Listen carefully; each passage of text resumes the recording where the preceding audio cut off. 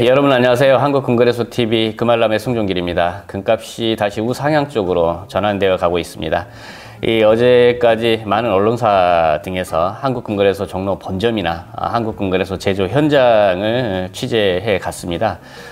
차익 실현 매물 또한 서서히 증가 추세이고요. 검수 작업하는 것 또한 스케치해 갔습니다. 미국의 긴축 정책 기조가 변화될 걸로 보는 기대 심리가 작용하는 것 같고요. 우상향에 대한 영향을 주는 걸로 보여집니다. 한국금거래소는 한국금거래소 FTC라고 하는 정년회사, 자회사를 두고 있습니다. 금은 백금, 팔라듐, 인디움 등을 고순도 정년 작업을 하는 곳이고요. 이 전 세계적인 추세가 ESG, 알리 100 등 재생 자원에 대한 관심도가 높고 재생 자원을 이용한 소재, 산업체 수요가 늘어나고 있습니다. 정년을 주로 하고 있는 한국금거래소 FTC의 최대 강점이라고 하면 금은 백금, 팔라듐, 인디움에 대한 그 정년 후 다시 반납해드리는 리드 타임이 굉장히 짧다라고 하는 경쟁력을 가지고 있고요. 한국금거래소 FTC를 통한 자원 선순환 구조를 여러분들께서도 만들어 보시기 바랍니다. 자, 먼저 한 주간의 금값 변화, 그람당 기준가 기준 84,000원에서 85,000원 사이에 변화를 보였고요. 이 돈당 가격 또한 이 31만 5천원대에서 32만원까지 산불을 보였습니다. 현재 시간이 12월 1일 10시 25분 향해 달려가고 있고요. 한국금거래소 시세 라인업입니다. 고객이 부가세 포함해서 한돈을 구입할 때 36만 4천원, 그 다음에 고객이 차익 실현 목적으로 내다 팔 때 금방금방 플랫폼 기준 돈당 31만 5천원에 매입해 드리고 있고요. 플래티늄 같은 경우는 16만 5천원에 구입 가능하겠고, 한국금거래소 플래티늄 바 기준 13만 8천원 돈당 쳐드리고 있습니다. 실버는 돈당 4,660원에 구입 가능하겠고, 한국금거래소 실버바 기준 돈당 3,710원에 매입해 드리고 있습니다. 지난주에도 한국금거래소 지주상품권 유가증권에 대해서 설명했는데요. 10g 골드바가 99만 8천원에 구입할 수 있다 그러면 실물이죠. 한국금거래소 유가증권 골드바 10g은 86만 2,300원에 구입 가능하겠습니다. 벌써 13만원 정도 차이가 나죠. 이 저렴하게 투자했다가 유가증권을 되팔아서도 차익 실현이 가능한 상품 추천해 드리고 있고요. 실물은 약 16% 이상 올라야 차익 실현을 볼 수 있지만 유가증권은 6% 이상만 올라도 차익 실현이 가능하겠습니다. 자, 한양은 현재 370만원에 구입 가능하겠고요. 100g 골드바 같은 경우는 976만 5천원, 1kg 바 9,726만원에 구입 가능하겠습니다. 조금 있으면 1억 가까이 올라갈 것으로 보여집니다. 한 주간의 금값 트렌드 한번 보겠습니다. 해외 전망기사 금값이 다 우상향으로 갈 것이다 라고 하는 기사들이 꽤 많은 것을 확인할 수 있었고요. 어떤 요인인지 짚어보도록 하겠습니다. 키코 금의 기술적 모멘텀이 현재 속도로 유지된다면 국제금값은 10일 만에 사상 최고치를 경신할 수 있다라고 내다보고 있고요. MKS 펜프의 금속 전략 책임자는 금의 기술적 모멘텀이 현재 속도로 유지된다면 국제금 가격은 10일 이내에 최고치로 도달할 수 있다라고 설명하고 있고요. 최저가가 온수당 1,930달러였는데 이후에 국제금값은 11일 동안 온수당 88달러까지 상승 반등을 하면서 이 비율을 유지한다면 10일 안에 국제금 가격이 2,100달러를 올라설 것이다 라고 전망을 내놓고 있습니다. 자, 블룸버그 기사도 한번 보겠습니다. 빌 에크맨은 미 연준이 내년 1분기 금리 인하할 것이라고 확신을 한다라고 합니다. 이 블룸버그 통신에 따르면 억만장자 헤지펀드 매니저 빌 에크먼이 TV쇼에서 설명한 내용이 되겠는데요.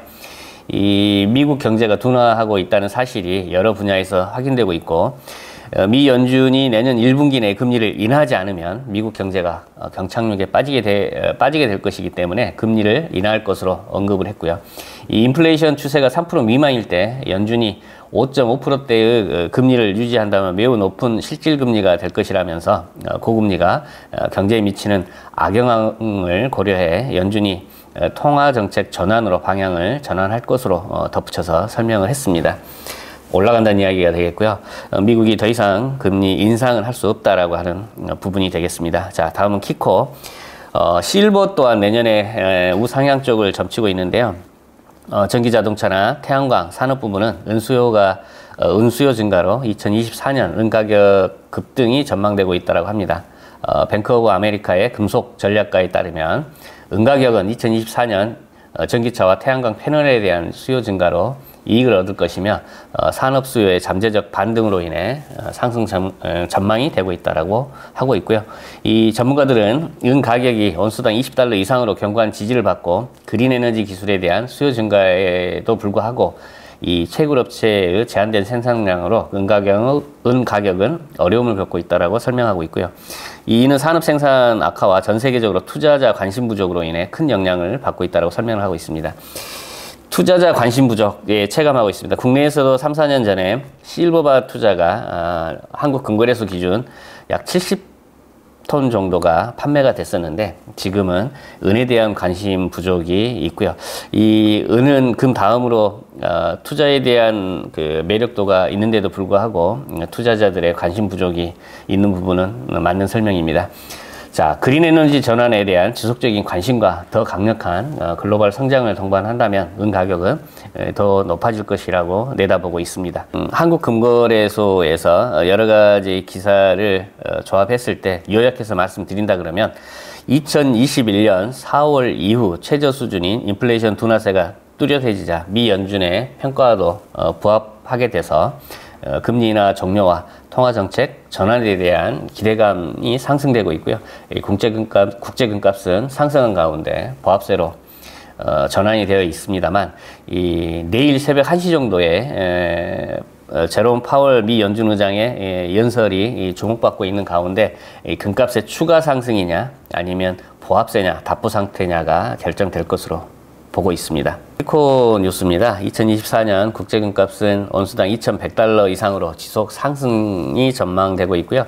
TD 세큐리티스의 원자재 분석가들은 2024년 금 전망에서 올해 국제금값 가격이 온수당 평균 약 $2,019에 이를 것으로 보고 있고요.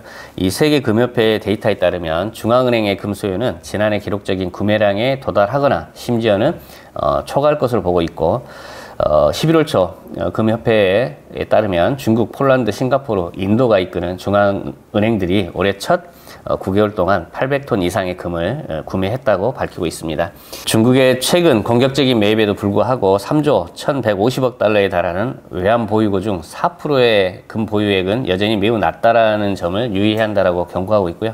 이 미국은 금 형태로 외환 보유고의 약 69%를 보유하고 있고 독일은 68%, 러시아는 25%, 인도는 8%를 보유하고 있다고 합니다.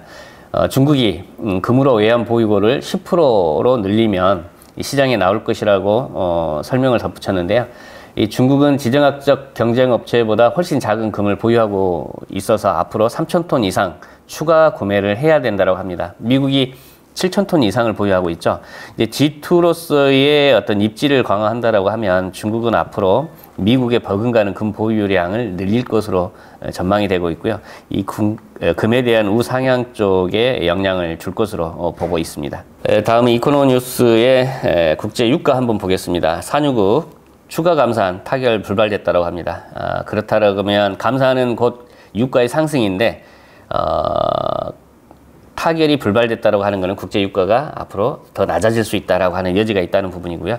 자, 국제 유가 3거래일 만에 2%대 하락했고요. 서부 텍사스유 같은 경우는 내년 1월물이 2.4% 내린 배럴당 75.96달러에 마감했다라고 합니다.